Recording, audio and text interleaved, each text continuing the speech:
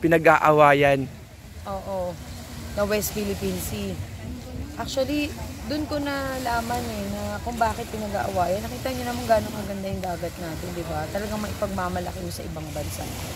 Hindi talaga mapapantayan yung Pilipinas pagdating sa natural resources. Kasi napakaganda nung sa atin. Lalo na, ito talaga likha ng Diyos. Iba kasi, nakapunta na akong Singapore, yung mga man-made beaches nila doon. Sa Dubai, pero ito malayo. Iba talaga pag natural. Talagang iba yung totoong kinreate ni God na binigay para sa atin. Ano yung komento nyo naman doon, ma'am, patungkol doon sa Girian, patungkol doon sa West Philippine Sea? Alam mo, isa lang makukomment ko, kung ano yung sa atin. Kumbaga, respeto na lang natin sa anak ko, ano yung sa atin, sa kanila. Pero ako naniniwala ako na tayo 7,107 islands. Diba? So, part na yun ng Pilipinas. So, sana hindi na lumaki pa yung iringan doon kasi ang gusto lang naman natin, mapakinabangan din natin yung natural resources ng Pilipinas. Kumbaga, marami tayong mga mangingisda na masasabi natin na ang laki rin talaga ng hirap nila. So, ito yung isa sa mga bagay na makakatulong sana sa livelihood din ng mga Pilipino. Kaya sana, huwag na natin pagtalunan. Respeto na lang po natin yung para sa atin at para sa kanila. Siyempre, peace sa lahat, di ba? Lalo na kay Presidente Bongbong Marcos na ginagawa naman niya yung lahat para kahit paano naman talaga maramdaman natin yung pag-unlad sa ating bansa. Ma'am, isa na lang po, ano yung masasabi nyo patungkol doon sa pagsusumikap ng President Bongbong Marcos na ipaglaban yung para sa Pilipinas, yung especially yung West Philippine Sea? Siyempre naman, go ako dyan dahil bilang isang Pilipino, natural, paglalaban natin yung para sa atin. Hindi naman tayo papayag na mawala yung para sa atin. Dahil unang-una, pag nawala yun, parang hindi ka na rin Pilipino. So, natural lang, pagtanggol natin. Pero sana, sa mapayapang paraan. Yes, ma'am. Ito pa po, ma'am. Ano po masasabi niyo po, no? Dahil despite po ng mga pambabatikos at ang pagpupubok ng China sa atin, nakakakalmado pa rin ang ating posibilidad. Ano po ang masasabi niyo?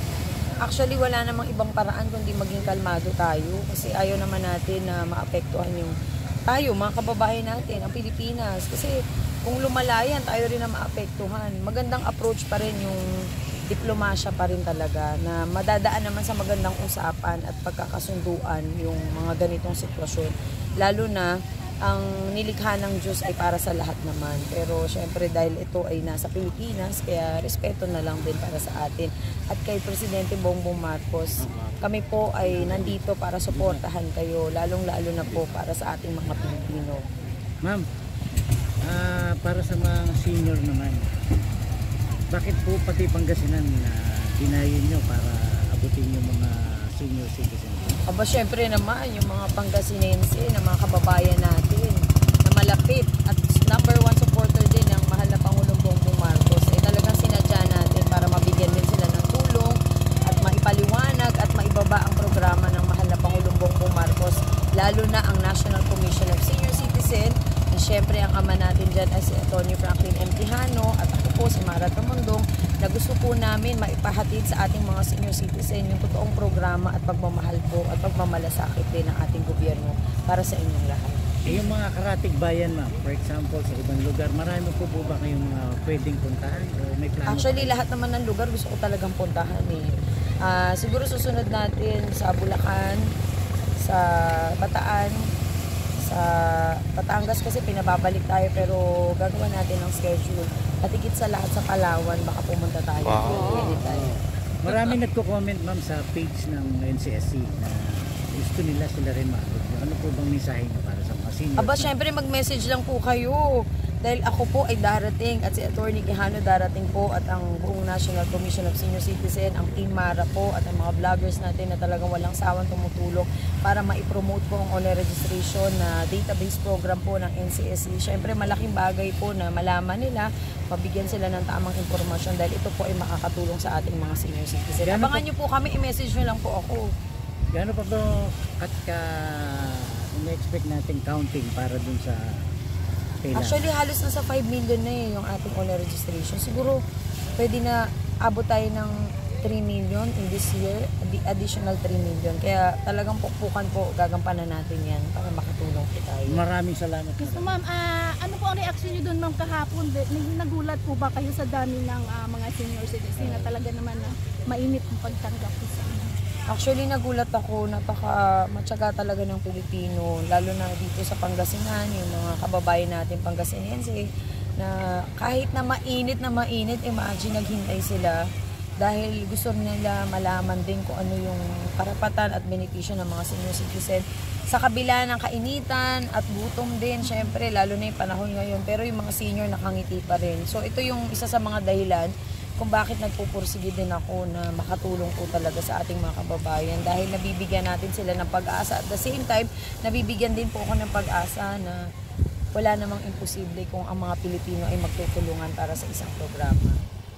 Ayan na. Thank you so much. Thank you, ma'am. Miss Martha Mondo. Welcome to Kulibra Island. Wow. Teka lang po, gusto ko lang malaman ang magiging komento nyo kasi kahapon may nakausap kami mga senior na kasi nga raw pumunta kayo ng Pangasinan. May balak daw po kayong tumakbong senator.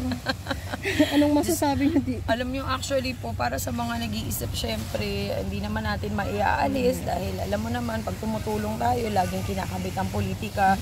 Pero gusto ko lang sabihin, alam nyo po, ito na yung pagkakataon natin na gampanan po natin yung pagiging isang tunay na Pilipino, hindi lang isang politician.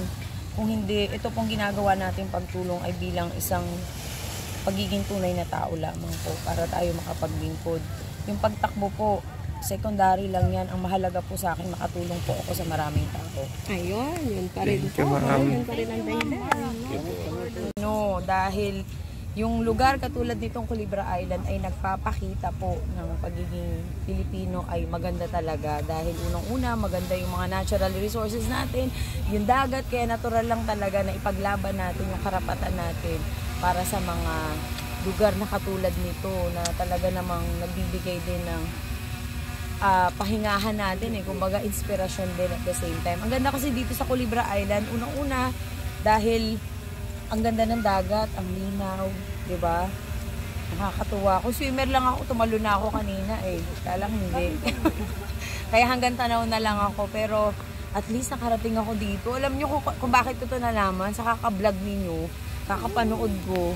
Kung ano-ano na yung mga napapanood ko, kaya nakita ko tong Culebra Island, kaya sabi ko pupunta talaga tayo dito pag nasa Pangasinan tayo. And hopefully, makapunta tayo ng Coron, makapunta pa tayo sa iba't ibang islands. Para ma-promote din natin, di ba, ang Pilipinas. Ito naman yung chance natin, talagang pataasin din natin yung ekonomiya natin para naman makinabang ang lahat ng Pilipino. Thank you.